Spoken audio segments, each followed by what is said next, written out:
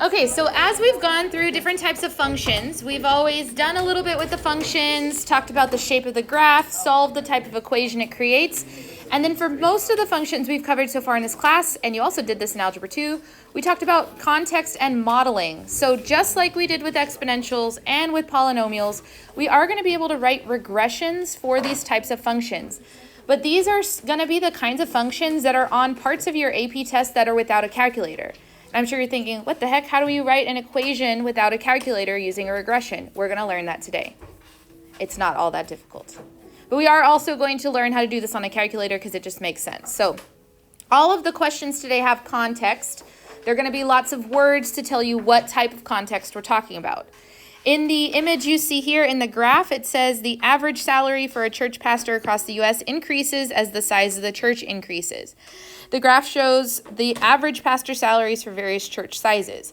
We can clearly see a pattern in the data, but the models we have used previously are not appropriate for this data. This is not exponential. This is not a polynomial. This is not quadratic. This is not linear. We have to have a new type of regression we're writing for this type of data. Obviously, you can see that the grow above, that's a typo. It displays a large rate of change initially. We go real quickly, getting bigger, and then slowly we start petering out. It's still increasing, but less so. This data appears to be logarithmic. So when you see data that looks like this, it's a logarithmic expression, a logarithmic function. Just as we have seen with other types of functions, many real-world scenarios follow a logarithmic pattern. Again, this is not your math teacher making up silly examples. This is actually the type of functions that's used in real life to model this sort of stuff. Think of earthquakes, sound waves, acidity. Ooh, try saying that one 5 times fast. And many other contexts. And legitimately, these are the types of functions scientists would use to model this data. As a result, we have a need to create logarithmic models for this type of function. So our logarithmic models are going to be of the form, this is where we would highlight, y equal to a plus b natural log of x, or y equal to a plus b log of x. So we can choose it to either be a natural log or a log. Your calculator has the ability to do natural log. So if it's a question that asks you for a natural log regression, you can choose option 9 on the Stat Calculate menu, and it will give you a regression for that data. But like I said, we're also going to learn how to do this by hand, because this is a very popular option for free response questions, and specifically the free response question without a calculator, because it's possible to do it. If we look at this first example, it says the selected values of the logarithmic function L are given in the table above, where L of x is equal to a plus b times the natural log of x. This is the version we're using. This is what our equations should look like with a natural log. We're going to use the data in the table to write 2 equations that can be used to find the constants a and b. Meaning, you're going to take these 2 values and put these where the L of x is, and put these where the x is. So here's what it looks like. For the first one, we would have 3 equal to a plus b natural log of 2. Then we would have 7 equal a plus b natural log of 5. Do we see how I'm plugging inputs where inputs go and outputs where outputs go? Now, in other chapters of this class, we stopped here and we turned to our calculator to actually find the values of a and b. We put that table into the Stat Edit menu and we ran a regression. You totally can do that, but I'm telling you right now, we're not doing it with a calculator today. We're going to do it by hand. So in part B, this time, without the use of a calculator, let's find the values of a and b. And you're probably thinking to yourself, well, how do you find those values? You're given no graph, you have no information, you're not letting me use a calculator. What do I do? We throw it back to Algebra 1 when we learned how to solve a 2-variable system by elimination. Ooh, those are some words we haven't thought about in a while. When we solve a system by elimination, we need one of the terms, either a or b, in Algebra 1 you used x and y, to have the same coefficient but opposite sign. Right now, the a's are the same coefficient, but they're the same sign. So what can I do to this whole bottom equation to make a have the opposite sign? Multiply by -1. Okay, I would use your small handwriting here, by the way. So we would do this. We would say, okay, the top equation stays the same. 3 equal to a plus b times the natural log of 2. But the bottom one, everything changes to negative. -7 equal to -a minus b times the natural log of 5. This is a 2-variable system. 2 variables, 2 equations I can solve. 1 variable, 1 equation you can solve. 3 variables, 3 equations you can solve. That's the rule. So we're going to go ahead and do this by elimination. The steps for elimination were to add the 2 equations together. 3 plus -7 is -4. Positive a plus negative a cancels each other out. B natural log of 2 minus b natural log of 5. We have to write that one down. We actually cannot combine those right away. The b's do not cancel even though they're opposites because they are not just coefficients, they're constants. They're tucked on to those natural logs. Have I lost anybody on this first step? This is algebra 1. We're just solving a system of equations. It just doesn't look like the ones you did in algebra 1 because we're not solving for x and y. We're actually solving for a and b. Questions, comments, concerns? Now let's switch to some pre-cal knowledge. What happens when you're subtracting logarithms? You can put them in a fraction. Our problem right now is they both have a value b in the front of them. But if we think about our algebra skills again, what can you do if 2 terms share the same number? Move them to the front. It's a GCF. So what we're going to do is we're going to take that GCF of b and we're going to move it to the very front of the equation. Because now, natural log of 2 and natural log of 5 are the only things subtracted with each other. So we can use our pre-cal rules. You guys already told me that when you are subtracting logarithms, you would divide them. So this is actually -4 equal to b times the natural log of 2/5. Remember, our goal here was to solve for a and b. Can I solve for b right now? How would you get the b by itself? Let me make this simpler. What if, don't write this down, just watch. What if instead of -4b times the natural log of 2/5, it said -4 equal to 5b? How would you solve for b? Divide by 5, the constant, whatever number is in front of b. This is just a number.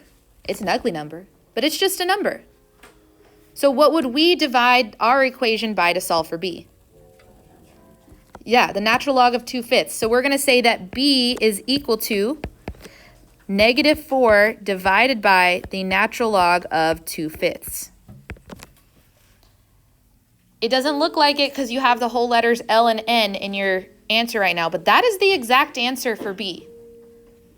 If you didn't have a calculator, you'd put a box around that. But of course, we have a calculator today. Can you guys evaluate what -4 over natural log of 2/5 is?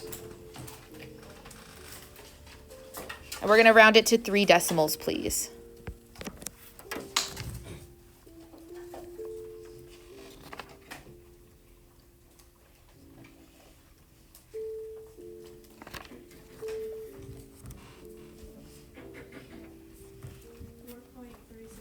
Yeah, 4.365. All right, so we have a value for b. I'm going to put a box around both things, though, because just depending on what answer choices might look like, you may be looking for an exact answer or a decimal approximation.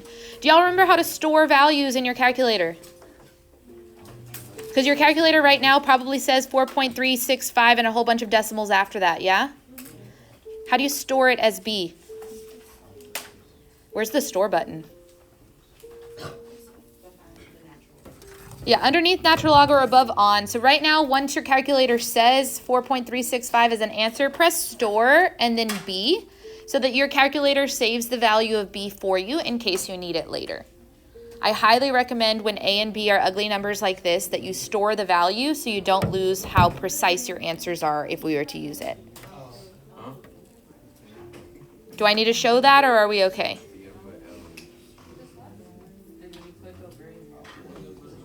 Yeah, click store, then click a variable. Cool, great, awesome. The problem is we're only halfway done with this question because we found b. What else do we have to find here? A. Ah, darn. Okay, so thinking about how I solved an equation by elimination in Algebra 1, what you do now is you take these numbers and you plug them back into one of the equations. I like to choose the smaller number, so I'm going to use the top equation to do this. I'm going to say 3 is equal to A plus B times natural log of 2. We found a value for B. It is currently stored in your calculator, so we did not lose any specificity with that number since we rounded it in our answer. If I didn't care about rounding, I would put the number 4.365 in where B is, but I care about rounding. Let's solve for A here. That's our goal, is to get the A by itself. One step. How do you get A by itself? Yeah, we subtract the B times natural log of 2. So this would be A equal to 3 minus your stored value B times natural log of 2. So in your calculator, that's what you're going to type. 3 minus B, natural log of 2. If you did not store B, you now have to take this number and plug it in for B. And your number is not going to be as precise as ours is. You might have a rounding error. And especially when we start using this to predict the future, you don't want rounding errors. It could change a lot of your final answer. Yes. What's up, Jimmy? Thanks, Jimmy, for your question that that Gio asked. Above the on button, there's STO with a little arrow next to it. If you click that, it's going to store the number typed in your calculator as whatever letter you put after it. So check out the board for a second. What'd you guys get for A?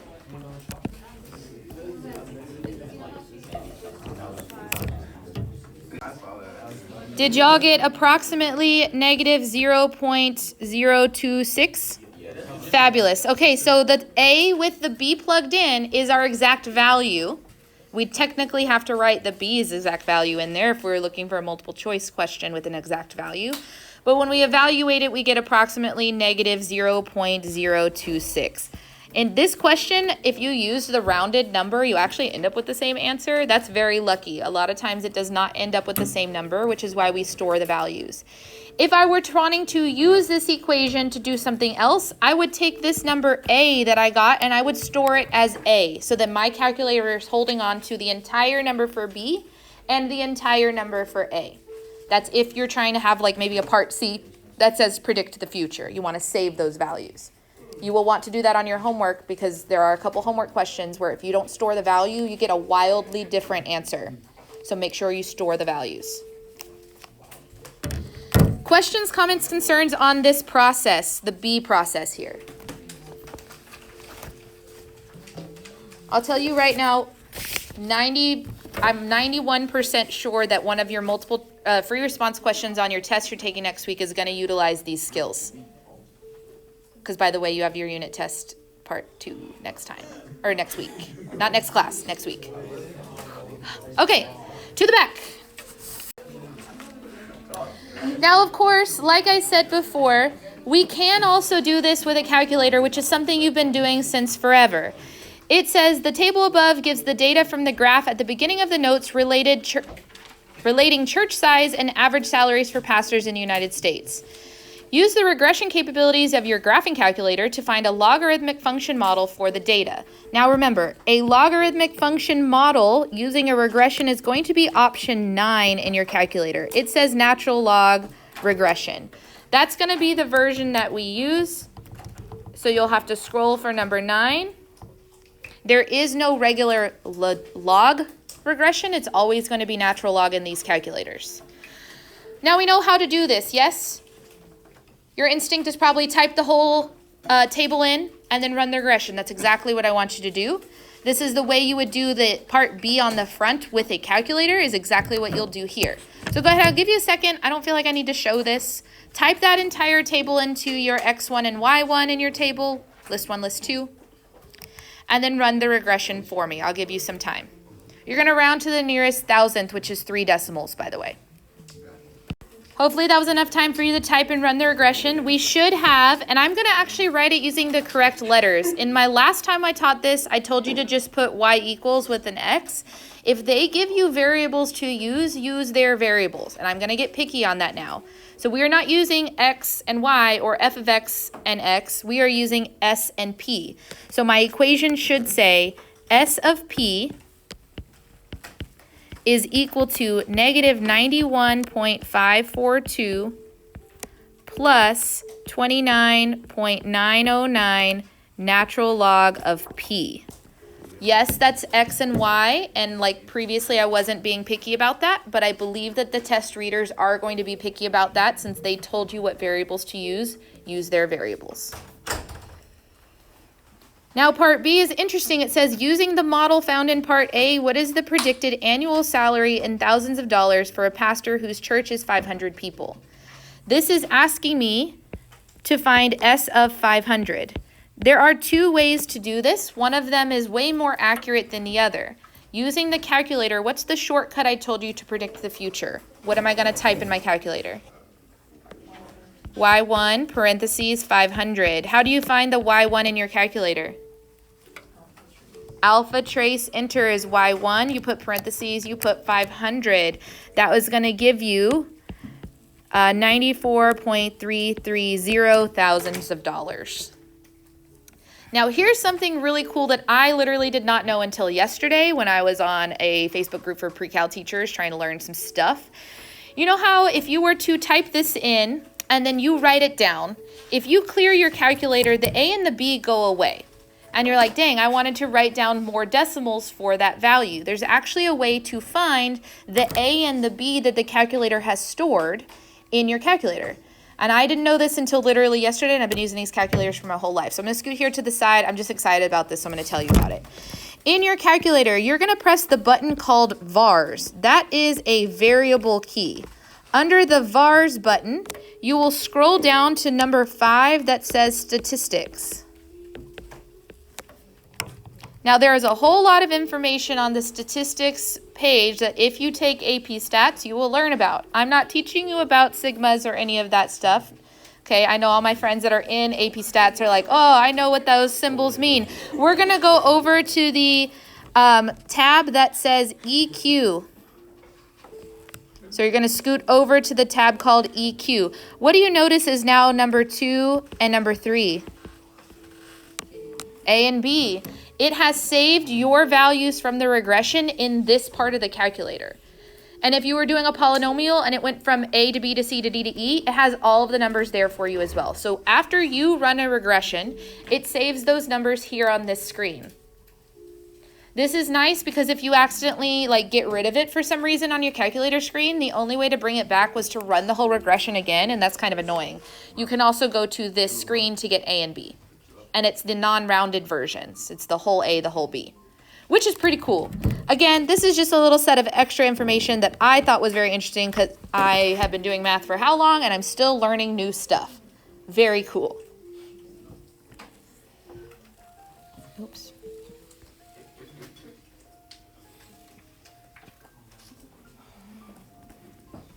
Okay, let's go to our third example. The most common and preferred method to measure sound intensity levels is in decibels. Y'all have heard of this before, right? When you go to a concert, it's really loud, has lots of decibels. It's the measure of sound level intensity. The sound intensity level beta, by the way, this is the Greek letter beta, if you've never seen that before. The sound intensity level beta in decibels of a sound having intensity I, which is measured in watts per meter squared, is modeled by this function. Oh, look, that's a logarithm. We've done logarithms. We just learned how to do this. This is actually how you model decibels, where A and B are constants. Here's some fun facts for you as well. If you've never questioned why we call it a decibel, it has to do with the guy who did a lot of sound technology for us, Alexander Graham Bell. He named it after himself. Kind of annoying, but it's a decibel because his last name is Bell. Whatever. I'd name something after myself too, not gonna lie. But deci refers to the fact that the level of sound is multiplied by 10 as part of the formula because it's a logarithm, so it's powers of 10. So it's a decibel. Kind of cool. I don't know. Anyways, let's talk about some math, though. It says the sounds of noisy traffic has intensity 1 times 10 to the negative 5 watts per meter squared and corresponds to 70 decibels. A loud concert has an intensity of 1 and corresponds to 120 decibels. We're going to use this data to write two equations to find the constants A and B, and without a calculator, we're going to find A and B. But before we do that, we need to talk about scientific notation here. What kind of number is that? Is that a really big or a really small number? Really small. That's moving the decimal place 5 times to the right, which would mean this is 0.12345, 0.00001. That's the number 1 times 10 to the negative 5. In science, you would write it in scientific notation. In math, because we're computing it and going to use it in a calculator, we'll use the decimal approximation. Our two equations, I'm going to write one of them, you're going to write the other one.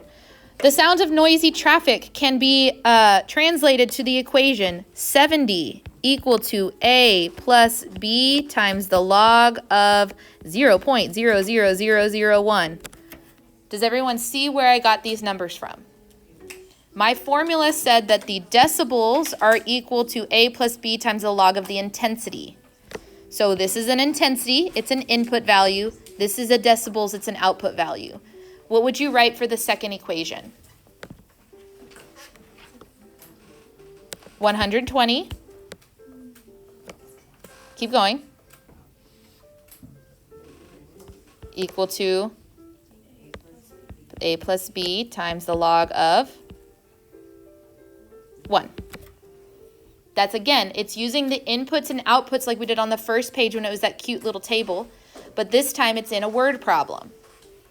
The word problem gave me the outputs and inputs by telling me sound intensity and decibels. But it gave me the same information that it did on the front. Without the use of a calculator, or regression, I guess I should say, let's find the values of A and B. This one's actually significantly easier than the one on front if you remember something important. Here's our fun fact today. Log of 1 is 0. Natural log of 1 is 0. Log base 5 of 1 is 0. With an input value of 1, the logarithm is going to give you 0. So what that means for us, if we look at that second equation, is that we would write 120 equal to A plus B times 0. Because log of 1 is 0. Well, what's B times 0? 0. So what is A? 120. All right, we already have part of it. We spent a long time trying to solve for A and B last time, and because of the way that this question is and the input value they gave you, this one's significantly easier. We're still going to take that A value and plug it into the other equation to solve. This is like solving by substitution sort of thing. So we would have 70 equal to A, which this one's easy enough just to write 120. I didn't have to store a value. I'm not rounding. Plus B times the log of 0.00001.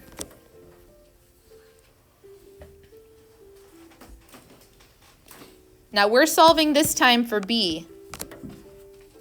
How do I get B by itself? It's a simple step first. Minus 120 on both sides. So 170 minus 120 is negative 50. I have negative 50 equal to B times the log of 0.00001. One last step to get B by itself. What is it? Divide by that whole logarithm. Remember, log of 0.00001 is a number. We're just dividing by the number. So this is B equal to negative 50 divided by log of 0.00001. Woo! Calculator time. What is negative 50 divided by log of 1 times 10 to the negative 5?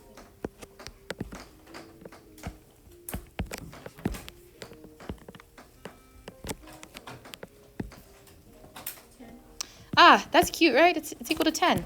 So we have B is equal to 10. I don't have to store a value on this one because, again, both 120 and 10 are plain numbers that you didn't have to round. You only store a value when you have to round because we want to keep specificity in our numbers.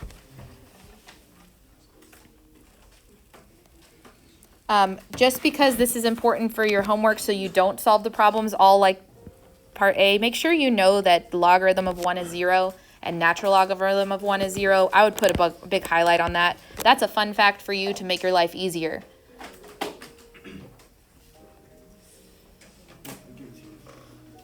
Okay, part C, we're going to use the formula we just wrote. It says the human eardrum can burst when sounds reach an intensity level of 1 times 10 to the 4th watts per meter squared, otherwise known as the level y'all all listen to your AirPods at. Oh, because I can listen to your AirPods when they're in your ears. That's too loud. Okay, according to the model found above, what is the predicted number of decibels required to burst a human eardrum? As somebody who has burst her human eardrum twice, we need to know this information, all right? We are trying to find out the decibels needed for the intensity of 1 times 10 to the 4th. Is 1 times 10 to the 4th a big number or a small number? Wait, I actually didn't hear. Big number. How many times am I moving the decimal?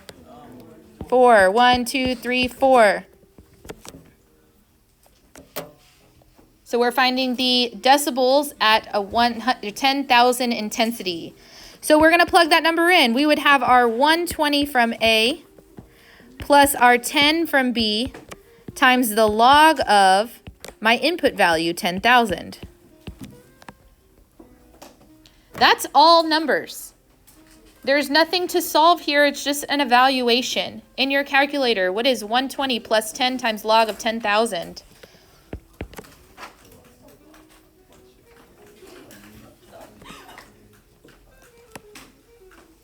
When we type that in our calculator, we should get 160 decibels. Again, AKA the sound level that y'all listen to your AirPods at. Oof. Save your eardrums. Don't be like me.